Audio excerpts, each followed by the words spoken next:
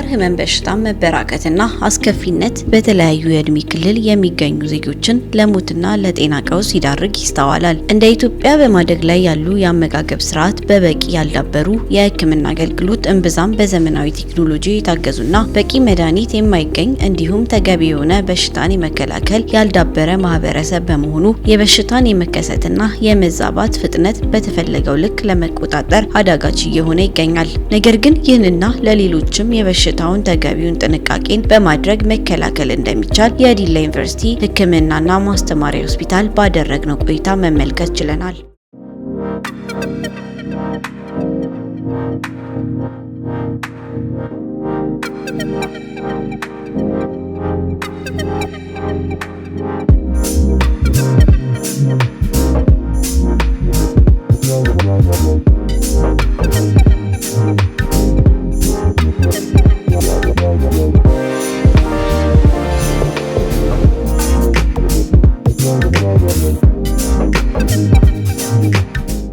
ሆስፒታሉ በዘመናዊ መሳሪያ የታገዘ ሕክምናን በዘርፉ እየሰጠ ይገኛል። ስለ በሽታው ምንነት፣ ሊደረጉ የሚገቡ ተገቢ ጥንቃቄ ምን እንደሆነና የግንዛቤ ማስጨበጫ ምክር አዘል ትምህርት በመስጠት ህብረተሰቡን እያገለገሉ እንደሆነ በዲላ ዩኒቨርሲቲ ሕክምናና ማስተባበሪያ ሆስፒታል የውስጥ ደዌ ስፔሻሊስትና ረዳት ፕሮፌሰር ዶክተር ኃይሌ ተስፋዬ ይናገራሉ።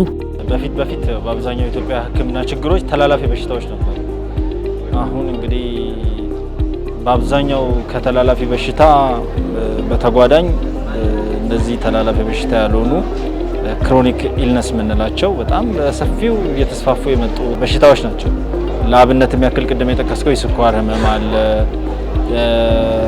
ግፊት እና የመሳሰሉት በጣም ናውዴይስ በጣም የሜታቦሊክ ሆርሞናል መዛባቶች በጣም በከፍተኛ ደረጃ እየጨመሩ የመጡ ህመሞች ናቸው። ስለዚህ በፊት ያው እንደተባለው ኢትዮጵያ በሰፊ የሰራችበት የተላላፊ በሽታዎች ላይ ነበር። አሁን ደግሞ ነን ኮሙኒኬብል ወይ ተላላፊ ያልሆኑ በሽታዎች ላይም በሰፊው መሰራት እንዳለበት ስላነሳው ጥሩ ጠቋሚ ነጥብ ነው። ስለዚህ አሁን እንግዲህ ስለ ስኳር ለመወያየት ያክል እንግዲህ ስኳር ስንል የስኳር ህመም ሲባል በደማችን ያለው የስኳር መጠን ሲጨምር ማለት ነው። ሰውነታችን ላይ በመደበኛነት መገኘት ካለበት የስኳር መጠን በላይ ከፍ ብሎ ሲገኝ ማለት ነው የስኳር ህመም። እና እንግዲህ የስኳር ህመምን በተለያየ መከፋፈል ይቻላል። አይነት 1፣ አይነት 2 እንዲሁም በተለያየ ደግሞ የምንከፋፍላቸው የስኳር እንትኖች አሉ። አይነት 1 የምንለው በእድሜ በአብዛኛው ወጣቶች ላይ ከእድሜያቸው ከ30 በታች የሆነ የሰውነት መጠናቸው ትንሽ ቀጠን ያሉ ሰዎች በአብዛኛው የሚከሰት ሲሆን ይሄም የአብሶሉት ኢንሱሊን ነው። ኢንሱሊን የሚባለውን የሰውነታችን ሆርሞን በከፍተኛ ደረጃ ሲቀንስ ወይም ደግሞ በሂደት ደግሞ ምንም ማመንጨት ሲያቆም ነው፣ ሆርሞን ማመንጨት ሲቆም ነው። ስለዚህ ይሄ እንግዲህ የቆሽት በአብዛኛው የቆሽት የምንለው መቆጣት ነው። ቆሽት ሲቆጣ ኢንሱሊን የሚያመርተው ቆሽት ስለሆነ ኢንሱሊን እየተጎዳ። ሁለተኛው አይነት 2 የምንለው የስኳር አይነት እንግዲህ በአብዛኛው ትልልቅ ሰዎች ላይ እድሜያቸው ከ30 ዓመት በላይ የሆኑ ውፍረታቸው፣ ሰውነት መጠናቸው፣ ክብደታቸው ከፍ ያለ፣ የተለያየ የስብ መጠናቸው ከፍ ያለ፣ የስኳር መጠን የግፊታቸው ከፍ ያለ ሰዎች እንዲሁም የቤተሰብ አባል በስኳር የታመመ ያለባቸው የአኗኗር ዘዴያቸው የአመጋገብ ዘዴያቸው ትንሽ ጤናማ ያልሆኑ ሰዎች ላይ የሚከሰት ነው። ስለዚህ ይሄ ብቸኛውን የኢንሱሊን መጠን ብቻ መቀነስ አይደለም። ይሄ ሰውነታችን ኢንሱሊን የሚባለውን የሆርሞን የሚመነጨውን ከቆሽት የሚመነጨውን ኢንሱሊን ያለመቀበል ችግር ነውና ይሄ ታይፕ 2 ነው ወይ ደግሞ ስኳር አይነት 2 የምንለው ነው። አይነት 3 እና 4 የተለያዩ የሆርሞኖች ምክንያት የሚመጣ አለ። ለምሳሌ ጀስቴሽናል ዲያቤቲክ የምንለው ወይ ደግሞ እርግዝናን ተከትሎ የሚመጣው የስኳር አይነት አለ። ይሄ ከእርግዝና ከ3 ወር በኋላ በአብዛኛው የሚከሰት ነው። በአብዛኛው ከወሊድ በኋላ የሚጠፋ ነው። ነገር ግን አንዳንዶቹ ላይ ሊቀጥል ይችላል። ይሄ ሁለተኛው የሆርሞን መዛባት አለ። ይሄ የኮሌስትሮል የምንለው የኮርቲሶን የምንለው ሆርሞኖች መዛባት፣ ሞዲ የምንለው የጂኖች ከቤተሰብ የጂን ክሮሞዞሞች መዛባት አንዳንድ ነገሮችን ተከትሎ የሚመጡ ብዙ አይነት ዘርዘር ተደርጎ አዘር ታይፕ ኦፍ ዲያቤቲክ የሚለው የሚያስቀምጠው ነውና በአብዛኛው ስኳር እንግዲህ ቅድም እንዳልኩ ኖርማሊ የስኳር መጠን መሆን ካለበት መደበኛ ቁጥር ጨምሮ መገኘት ማለት ነው። አዲስና ክትትል ላይ ያሉ ስኳር ታካሚዎች ብለን ነው የምንከፍለውና ክትትል ላይ ላሉት እንግዲህ ኦልሬዲ 5 ቀን እና ሁሉንም የስራ ሰዓታት በሚባል ደረጃ የሕክምናና ክትትል እንሰራለን። ስለዚህ ታካሚዎች መጀመሪያ ደረጃ ክትትል ቀጠሮ ይሰጣቸዋል። ቀጠሮ ላይ ያሉ ሰዎች በቀጠሯቸው መሰረት ቀናቸውን ጠብቀው ይመጣሉ። ስለዚህ ቀናቸውን ጠብቀው ከመጡ በኋላ ካርድ ያወጣሉ፣ ስፔሻሊስት ጋር ይገባሉ እና የሚሰጠው የስኳር ሕክምና እዚህ ሆስፒታል ውስጥ በስፔሻሊስት ሐኪም ሁሉንም የስኳር ታካሚዎች ክትትል የሚደረገው በውስጥ ደዌ ስፔሻሊስቶች ነው። 5 ቀን ነው ሕክምናው የምንሰጠው። ስለዚህ ሕክምና በምንሰጥበት ጊዜ እንግዲህ ካርድ ያወጣሉ። እንደየሁኔታው ላቦራቶሪ ያሰራሉ። አስፈላጊ ላቦራቶሪ ሐኪሙ ያስፈልጋሉ ላይ ያዘዘውን በክትትል ወቅት ላቦራቶሪ ይታዘዛል። ስለዚህ ያንን ላቦራቶሪ ውጤት ተንተርሶ በየጊዜው ለሚያስፈልገው ቀጠሮ እንደየህመሙ አይነት አንዳንዶቹ ቀጠሮ 15 ቀን ሊሆን ይችላል፣ አንዳንዶቹ 1 ወር ሊሰጣቸው ይችላል፣ አንዳንዶቹ 2 ወር ቀጠሮ ሊሰጣቸው ይችላል። ስለዚህ ያንን እኛ እንደየአስፈላጊነቱ ሕክምናው ያው ስኳሩ እንግዲህ እንደየመጠኑ የሚዋጥ መድኃኒት የሚሰጣቸው ሰዎች አሉ። እንደ ታካሚው ደረጃና አይነት የስኳር አይነቱ ይለያያል። መርፌ ደግሞ ኢንሱሊን የምንለው መርፌ የሚሰጣቸው ታካሚዎች አሉ። ስለዚህ ይሄንን ሕክምና በሙሉ እኛ ሆስፒታል ውስጥ መድኃኒቱም አለ። የሁሉንም የስኳር ታካሚዎች የሚወስዱት መድኃኒት አለ። ስለዚህ መድኃኒቱ አቅርቦቱም ስላለ የስኳር ታካሚዎች አቅርቦቱም መድኃኒቱም ስላለ ስለዚህ እኛ 5 ቀን እንደየአስፈላጊነታቸው ክትትል እያደረግን ቀጠሮ እየሰጠን ያለውን ነገር ክትትል ነው የምናደርገው። አዲስ ከሆኑ እንደየሕክምናው ደረጃ ይመጣሉ። አንደኛው ሕክምና ደረጃ ድንገተኛ ከሆነ ድንገተኛ ክፍል ይገባል። አመጣጡ ላይ ትንሽ የድንገተኛ አይነት አመጣጥ ሕክምናው ምልክቶች ካሉት ወደ ድንገተኛ ክፍል እናስገባለን። አይ ደግሞ በተመላላሽ ሕክምና መታየት ያለባቸው ደግሞ በተመላላሽ ሕክምና ይታያሉ። ስለዚህ ያንን ልየታውን የስኳር ነው ሌላ ህመም ነው ብለን ከለየን በኋላ አስፈላጊው ድንገተኛ ላይ አገልግሎቱን ከሰጠን እንደ አስፈላጊነቱ ከድንገተኛ ደግሞ የስኳር ህመም ትምህርቶች አሉ ይሰጥ ካወጋብ መድኃኒት አወጣጥ፣ አመጋገብ፣ አኗኗር የሚሉ ዘይቤዎች ስላሉ ለሱ ሲባል ደግሞ ተጨማሪ ሕክምና ደግሞ ተጓዳኝም ነገር ካላቸው ወደ ተኝቶ ሕክምና ክፍል እናስገባቸውና እዛ ክትትል አድርገን አሁንም ቀጠሮ ክፍል ዲስቻርጅ ወይ ደግሞ ሆስፒታል ተሽሏቸው በቀጠሮ በሚወጡበት ወቅት በቀጠሮ ክፍል ቀጠሮ ሰጥቷቸው ያንን በየወሩም በየ15 ቀንም ያለውን በየ2 ወሩም ያለውን ቀጠሮ ሕክምናውን ይቀጥላሉ። ተመላላሽ ከሆኑ ደግሞ በተመላላሽ ሕክምና ታይተው ስለዚህ በኋላ ላይ እንደየአስፈላጊነቱ ሕክምና ወስደው ከዛ በኋላ ቀጠሯቸው በስኳር ተመላላሽ ሕክምና ክፍል ስላለን እኛ እዛ ውስጥ በየሁኔታው እየታየ መድኃኒቱም እየተሰጣቸው ምርመራ ላቦራቶሪ በየጊዜው እየታዩ ሕክምናውን ያደርጋሉ እና ይሄንን የሚያግዘን ደግሞ ድርጅት ያው የስኳር ማህበሩ የጠናከረ የስኳር ማህበር አለ ኢትዮጵያ ውስጥ። ስለዚህ የጠናከረ የስኳር ማህበር ደግሞ እዚህ ሆስፒታል ውስጥም ማህበሩ በተጠናከረ ሁኔታ ሊቀመንበሮች፣ ምክትል ሊቀመንበሮች፣ ጸሐፊዎች ከስኳር ታካሚዎች በራሱ ያሉበት ከህክምና ደግሞ ከሆስፒታል ደግሞ ስታፎች ሁሉ ተጨምረውበት የተደራጀ የስኳር ማህበርም አለና በዛ አማካኝነት ደግሞ የተለያዩ የስኳር ትምህርት ስኳርን የሚመለከቱ ትምህርቶች ባለሙያዎች እየተጋበዙ ሆስፒታል ውስጥ ያለው የአገልግሎት አሰጣጥ መሻሻል ስላለበት ነገሮች ከስኳር ማህበሮች ጋር ታካሚዎች ጋር በየጊዜው ውይይት እያደረግን በየጊዜው ንግግሮችን እያደረግን ስለዚህ ያለው ነገር እየታየ በስኳር ማህበርም ያግዙናል፣ በመድኃኒት ያግዙናል፣ በሰው ኃይል በአንዳንድ ግብአቶችም ላይ ስለሚያግዙን ከነሱ ጋር በጋራ በመሆን ለታካሚዎቻችን በየጊዜው በማህበሩ ትምህርትን በመስጠት አንዳንድ ነገሮችን ማህበርም ሰው አባላት መድኃኒትም ድጋፍ እንዲደረግላቸው የሚችሉ ሰዎች ማይችሉ እየተደረገ ስኳር ማህበር እና ከሆስፒታሉ ጋር በቅንጅት እየተሰራ አገልግሎቱንም ተጨማሪ አሴቶች ናቸው እነሱና በሽታው በአይነት የሚለይና የእድሜ ወሰን እየጠበቀ የሚከሰት በመሆኑ ሰዎች ተገቢውን ምርመራ ማድረግ እንደሚጠበቅባቸው ይመክራሉ። ይህም በማድረግ በጊዜው መከላከል ካልተቻለ ለሌሎች ተጓዳኝ በሽታዎችና በርካታ የሰውነት ክፍሎችን ከጥቅም ውጪ በማድረግ ለሞት የሚዳረግ በሽታ እንደሆነም ሐኪሙ ያስረዳሉ። አይነት አንድ የምንለው የስኳር አይነት እሱን ስናይ በአብዛኛው የሚከሰተው በተለያየ ቫይራል ኢንፌክሽኖች ሊሆን ይችላል። አውቶኢሚዩን የምንላቸው ራስን በራስ ሰውነት የሚያጠቁ ህመሞች አሉና አንዳንድ ከቤተሰብ የሚወረሱ ስኳር አይነቶች አሉ፣ ፋሚሊያል የምንላቸው። እነዚህ ነገሮች ሲደራረብ የቆሽት መቆጣት ነው። ቆሽት ሲቆጣ በአብዛኛው ታይፕ 1 የሚለው ይከሰታል እና ሌሎቹን ደግሞ መንስኤዎቹ ታይፕ 2 የሚባለው ደግሞ በአብዛኛው መንስኤዎቹ ቅድም እንዳልኩት የመነጨው የኢንሱሊን መጠን ሰውነታችን መቀበል ሲያቅተው ነው። ያ የሚሆንበት ምክንያት BMI ቦዲ ማስ ኢንዴክስ ለምሳሌ አንድ ሰው ክብደቱ ሲካፈል ለቁመቱ ስለዚህ ከ25 በላይ ከሆነ ሪስክ ነው። ከ25 በላይ ሪስክ ነው። ስለዚህ ከእንደዛ በኋላ አንደኛ የክብደት መጠን ከተጠቀመጠው መደበኛ በላይ ሲጨምር ነው። ሁለተኛው ተጓዳኝ የሆኑ እንደነሱ ግፊት አብሮ ሲኖር ነው።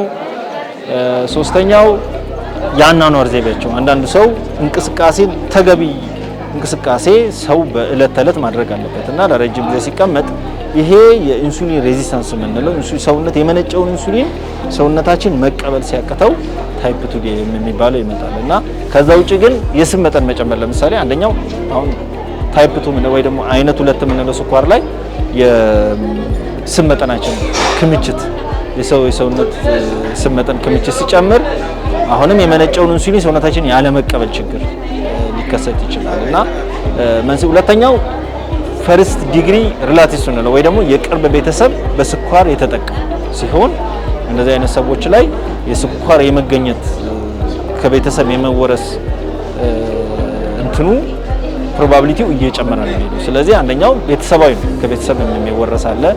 ያናኗር ዘይቤ ሌላው የአመጋገብ ዘይቤ ሰዎች በአብዛኛው የአመጋገብ ጤናማ ያልሆነ አመጋገብ ለምሳሌ ለስኳር የሚመከሩ ምግቦች አሉ፣ የማይመከሩ ምግቦች አሉ።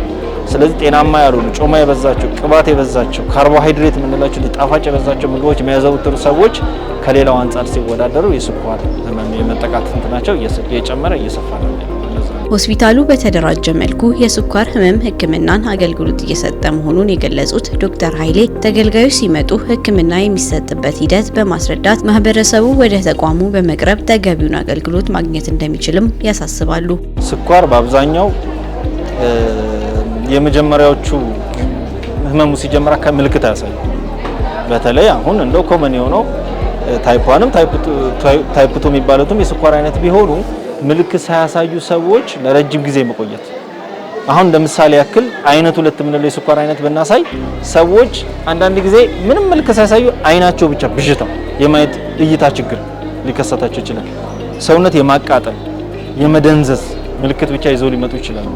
የኩላሊት ችግር ይዘው ሊመጡ ይችላሉ። የልብ ህመም ሳይታወቅ ሌላው ስትሮክ የምንለው የስትሮክ መመታት ተመተው ሰዎች ስኳር ስለዚህ ቅድም በደንብ ስላነሳው ነው ሳይለንት የሚባሉ ሰዎች ጊዜያቸውን ጠብቆ በየጊዜው ስክሪን መታየት ያለባቸው ያልከው ነገር ሳይለንት ነው። ስለዚህ በሽታው ግን እየጨመረ ሲሆን በአብዛኛው በተለይ ኢትዮጵያ ውስጥ በአብዛኛው ሰዎች የሚመጡበት አንደኛው ውሃን አብዝቶ መጠጣት ፖሊሲፕተምስ የምንላቸው አሉ በእንግሊዘኛው።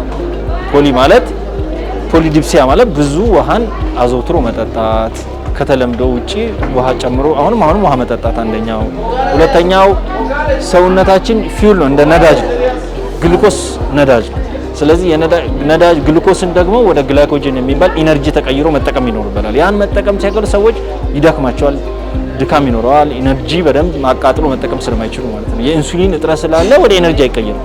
ስለዚህ በዛ ምክንያት የመደካከም ከውጭ ምግብ መፈለግ ኢነርጂ ያላቸው ምግቦችን መፈለግ ከዛም ሲያልፍ ደግሞ የሽንት መጠን ኩላሊት የስኳርን አብዞርብ ወይ ደግሞ ስኳር ማጣራት ከሚችለው በላይ የስኳር መጠን ኩላሊት ላይ ስለሚደርስ በዛ ምክንያት ስኳር በሽንት ይወጣል። ያን ተከትሎ ውሃ ብዙ ይወጣል። ስለዚህ አብዝቶ በጣም ብዙ ጊዜ ሰዎች ወደ መጨረሻ ደረጃ እኛ ጋር ቶሎ ሰዎች መጥተው ስለማይታዩ ሽንታቸው በጣም ይበዛና ማታ ላይ 3-4 ጊዜ ከእንቅልፍ መነሳት፣ የሽንት መጠን መብዛት ከዛም አልፎ እንዳልኩ ኢነርጂ በደንብ እንትን ማድረግ ስለማይቻል አደን መጨረሻ ላይ ምንድነው ሊከሰት የሚችለው ክብደት መቀነስ ከምን ተጨማሪ ማለት ነው። ቀደም ካልኩ የልብ ህመም ይዘው ሊመጡ ይችላሉ። የአይን ብዥታ ችግር ይዘው ሊመጡ ይችላሉ። የአይን ብዥታ እንዳልኩ ስትሮክ እንዳልኩ የኩላሊት ችግሩ እንደተጨመረ ሆኖ ግን እነዚህ ፖሊሲፕተምስ የምንላቸው የሽንት መጠን መጨመር፣ ውሃ አብዝቶ መጠጣት፣ ምግብ መጨመር የሚሉትን ነገሮችም በተጓዳኝ አብሮ ሊከሰቱ የሚችሉ ናቸው።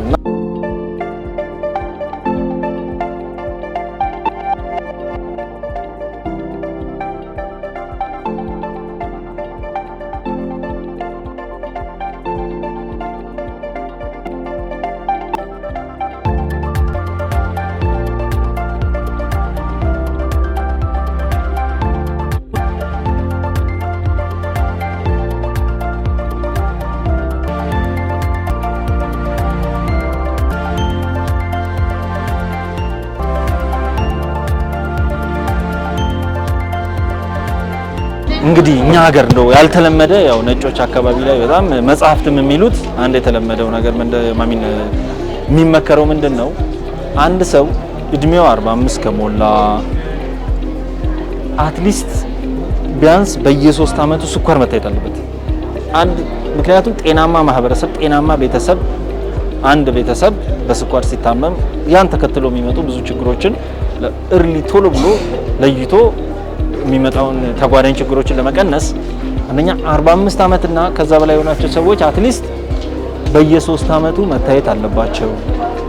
አንድ ሰው ግፊት ቢኖርበት በየ3 አመቱ ስኳር ቢያንስ መታየት አለበት። አንድ ሰው የስብ መጠኑ ከፍ ያለ ቢሆን በየ3 አመቱ ስኳር መታየት አለበት።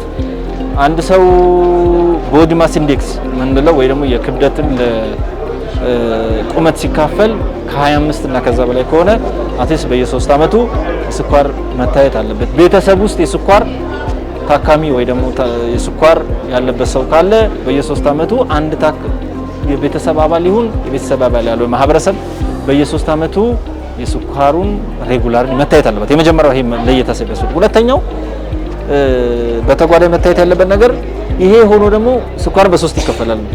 ያው ኖርማል የስኳር መጠን አለ ወይ ደግሞ መደበኛ የስኳር መጠን ማለት ሰውነቱ የሚያስፈልገው የስኳር መጠን ማለት ነው።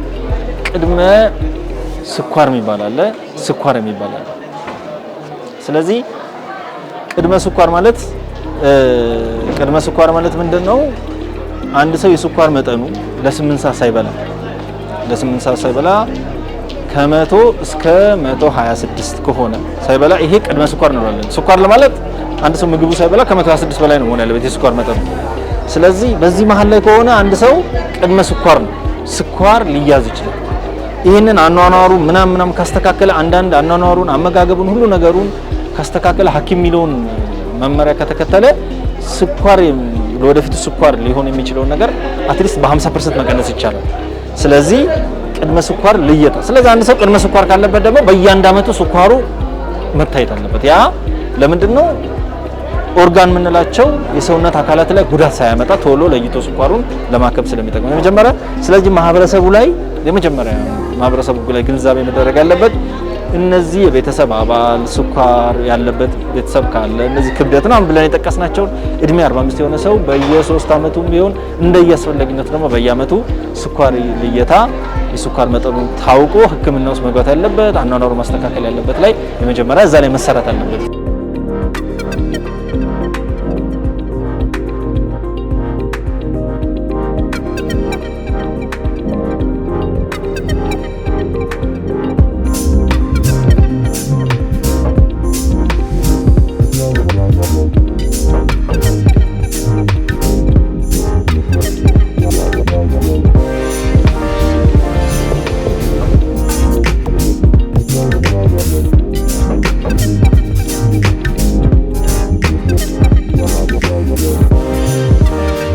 ይሄ ላብራቶሪ ክፍል ነው። ብዙ ክፍሎች አሉት። ያው አንደኛው ከላብራቶሪ ክፍሎች አንደኛው ይሄ ነው። ስለዚህ ሁማን ቅድም እንደተነጋገርነው የስኳር ታካሚዎች መጀመሪያ አምጥተው ካርዳቸው ይወጣላቸዋል። ከወጣላቸው ላይ ይለካሉ፣ ሐኪም ጋር ይገባሉ። ሐኪሙ ደግሞ አስፈላጊ ነው ብሎ ያሰበውን ላብራቶሪዎች ወይ ደግሞ ያስፈልጋል ብሎ የሚያዘውን ላብራቶሪ ለማሰራት እዚህ ይመጣሉ። ስለዚህ እዚህ ከመጡ በኋላ እንደየሁኔታው ለምሳሌ ይሄ ሲቢሲ ማሽን ነው። ይሄ ደግሞ ለምሳሌ ሄሞግሎቢን ዋንስ ይሄ አሁን ለስኳር ታካሚዎች ብቻ የሚውል ማሽን ነው። አሁን ይሄን ብታይ ለስኳር በየ3 ወሩ ስኳር ሄሞግሎቢን ዋንስ የምንለው አለ በየ3 ወሩ የሚሰራ ሌላ ኬሚስትሪ ውስጥ ነው። ሌላ ደግሞ ለምሳሌ የስብ መጠን የሚለካ ኩላሊት፣ ጉበት እና የሚሰራ ደግሞ ማሽን ውስጥ አለ። እሱ ደግሞ እንደየአስፈላጊነቱ ሲታዘዝላቸው መተው እዚህ ያሰራሉ። ከዛላቸው ውጤታቸው ተሰብስቦ ከደረሰ በኋላ ተሰብስቦ እንደገና ቅድም ያየነው ህሙማን ተመላላሽ ህሙማን ራሳቸው ውጤታቸውን እዛ ይሰማሉ ማለት ነው። ይዘው ይመጡና ያንን ተንተርሶ ደግሞ ተጨማሪ መድኃኒትም ካስፈለገ የሚቀነስ መድኃኒት ካለ የሚጨመር መድኃኒት ታይቶ ቀጠሮ ተሰጥቷቸው እንደገና ቅድም ያየነው ፋርማሲ ያለ አይደለም ፋርማሲ ውስጥ ገብተው መድኃኒታቸውን ወስደው ይወጣሉ። እንግዲህ ስኳር ታካሚዎች ከመድኃኒት ተጨማሪ ምን ማድረግ አለባቸው? አንደኛው አመጋገብ። ስለዚህ ብዙ ጥናቶች እንደሚያሳዩት ስኳር እንግዲህ በአብዛኛው አመጋገብና አኗኗር ዘይቤ ላይ የተመሰረተ ነው። የስኳር መጠንን ለመቆጣጠር ማለት ነው። ሁለተኛ ጣፋጭ ነገሮች አሁን እንደ ማስቲካ ሊሆን ይችላል፣ ከረሜላ ሊሆን ይችላል፣ ማር ሊሆን ይችላል። እንደዚህ ነገሮች በአብዛኛው ቆጮ በመጠኑ ግን ቆጮም በመጠኑ ያው እኛ ማህበረሰብ ሞር ኦርጋኒክ እንደነ ቆጮ ስጋ ምናምን በአብዛኛው ሰው የሚመገባቸው ስለሆኑ ስለዚህ እነዚህ ነገሮች በተለይ መከልከል ያለባቸው ናቸው። መፈቀድ ያለባቸው በአብዛኛው ገብስና ገብስን ተከትለው የሚሰሩ ምግቦች ከገብስ ፕሮዳክት የሆኑ ምግቦች በአጠቃላይ የስኳር መጠን እንደውም ምንድነው የሚለው እስከ 40% ገብስ የሚመገቡ ሰዎች ስኳርን በ40% እና ከዛው ላይ መቀነስ ይቻላል። ስለዚህ ገብስ በጣም የሚመከረው የገብስ መጠን ነው። እንደነ ስኳር ድንች አይነቶች የሚመከሩ ናቸው። እንደነ ሩዝ አይነት የሚመከሩ ናቸው። የጤፍ እንጀራ እነዚህ ነገሮች በአብዛኛው የስኳር መጠንን ሊያስተካክሉ የሚችሉ ስለሆኑ በአብዛኛው ጣፋጭና ስንዴን ይዞ ግን ምግቦች በአብዛኛው ከልከል ያለባቸው ናቸው። ሌላው ከአኗኗር ጋር ዘይቤ ተከላተው የአኗኗር ዘይቤ አሁን እንደው አይታችሁ ከሆነ እንደው ዝም ብሎ በአንዳንድ ሚዲያ ላይ ምናምን በዛይ ከሆነ ስፖርት አለ ማስ ስፖርት የሚባል በየነጮች ጋር ማስ ስፖርት የሚባል አለ። እኛም ጋር እዚህ ከተማ ውስጥ አይታችሁ ከሆነ አዲስ አበባ በየከተማው አሁን እየተሰፋ ነው ማስ ስፖርት በጣም እየተሰፋ ነውና ስለዚህ ይሄ ኤሮቢክ የምንለው መደበኛ እንቅስቃሴ በሳምንት አትሊስት 3 እስከ 5 ጊዜ እስከ 150 ደቂቃ መደበኛ እንቅስቃሴ ስፖርታዊ እንቅስቃሴዎች ማድረግ ስኳርን በእጅጉ ሊያስተካክል ይችላል። ስለዚህ አንደኛ እነዚህ ናቸው። ስለዚህ እነዚህ ማስተካከል ይፈልጋል። ሁለተኛው አመጋገብ ብያለሁ። ሶስተኛው ሐኪም የሚለውን የስኳርን ሬጉላር ፎሎ አፕ ማድረግ በትክክል የተማረውን በየወሩን በየ15 ቀን የተከለከለውን የተፈቀደውን ሐኪሙ በሚለው መሰረት የሚያስፈልጉትን ሕክምናዎች ይሁን የሚያስፈልጉትን የአኗኗር ዘይቤዎችን መከተል አንደኛ መሰረታዊ ሁለተኛ ነው። ስለዚህ ክብደት መቀነስ ያልናቸው አሁን ስፖርት ሰው ሲሰራ ክብደት ሊቀንስ ይችላል። የኮሌስትሮል ስብ መጠኑ ከፍተኛ ከሆነ ስብ መጠኑን ማቅለጥ ያስፈልጋል። በስፖርትም ሊሆን ይችላል፣ በአኗኗርም ሊሆን ይችላል እና እነዚህ ነገሮች በጣም መሰረታዊ የሚባሉ የስኳር ህክምናና ክትትሎች ናቸው። ስለዚህ ያው ስኳር ማህበረሰቡን እኔ እንደው ማስተላለፍ ፈልገው ስኳር ሐኪም ብቻ የሚያክመው አይደለም። ይሄ መታወቅ ያለበት ነው። ሐኪም የሚያክመው አይደለም። ስኳር ታካሚው ራሱ በጥንቃቄ ራሱን አውቆ መደረግ ያለባቸውን ነገር ለይቶ የሚያደርገው ነገር ነው። ስለዚህ ስኳር ሼርድ ትሪትመንት ነው። የታካሚው የሐኪሙም አብሮ የሚያስኬዱት እንጂ ብቻ ሐኪሙ ብቻ ጽፎ እንደዚህ ያርግ ስላለ ብቻ ሳይሆን ቤት ውስጥ በአብዛኛው የሚተገብረው ስለሆነ ኮንትሮሉ ያ ነው። ስለዚህ ካልተቆጣጠርከው ቅድም ያልኩ ነው። ስኳርን ካልተቆጣጠር አይን እይታ ብዥታ እስከ አይን መጥፋት ሊያመጣ ይችላል። ቅድም እጅና እግር ፓራላይዝድ መሆን ሊያመጣ ይችላል። ኩላሊት ሙሉ በሙሉ በአብዛኛው አሁን ኩላሊት እጥበት እስከ 40% ሰዎች ኩላሊት እጥበት የሚታጠበው ስኳርን ተከትሎ ይመጣ ነው። ኩላሊት እጥበት የሚመጣው ከ40% በላይ በአብዛኛው ኩላሊት ፌላ ወይ ደግሞ ኩላሊት የማጣራት አቅሙ ደክሟል ስለተብሎ ወደ ዲያሊሲስ እጥበቱና የምንሄድበት አንደኛው በስኳር ምክንያት ነው።